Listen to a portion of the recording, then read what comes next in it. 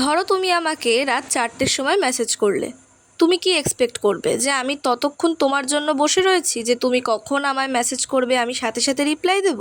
নিশ্চয়ই সেটা নয়। কিন্তু আমি যতক্ষণ পর্যন্ত বিজি থাকি না, অথবা হয়তো আমি জেগে রয়েছি, আমার চোখে পড়লেই আমি সাথে সাথে রিপ্লাই করি। ইভেন এমনও দিন আছে যে কিছু কিছু সময় আমি ক্রিম ফাটাচ্ছি আর হয়তো একদিকে রিপ্লাই করছি। কখনো কোনো দিনও আমি কোনো মেসেজ খুব একটা ইগনোর করি না।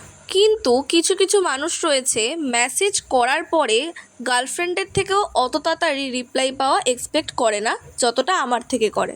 এবার সেটা উভয় জেন্ডারের ক্ষেত্রেই, শুধুমাত্র ছেলেদের ক্ষেত্রে এরকমটা নয়, ছেলে মেয়ে উভয়। আমি জানি না তারা কেন বোঝে না যে একটা মানুষের দেখে রিপ্লাই করতেও সময় লাগে।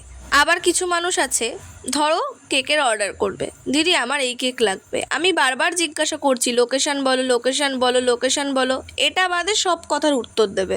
কিন্তু আমাকে মেসেজ করার সাথে সাথেই কিন্তু লোকেশানের একটা মেসেজ যায়। সেটা কেন তারা পড়ে না আমি জানি না। তারা কি ভাবে আমি উঠতে পারি, বা তারা কি ভাবে এখনও আমার কাছে ডোরেমন আছে, যে তারা যে মূল্যকেই থাকুক আমি দৌড়ে গিয়ে কেক দিয়ে আসবো। বিশ্বাস করো, তারা বুঝতেই চায় না যে কেকটা অত দূরে পাঠানো যাবে না। তাদের প্রশ্ন, কেন দিতে পারবে না?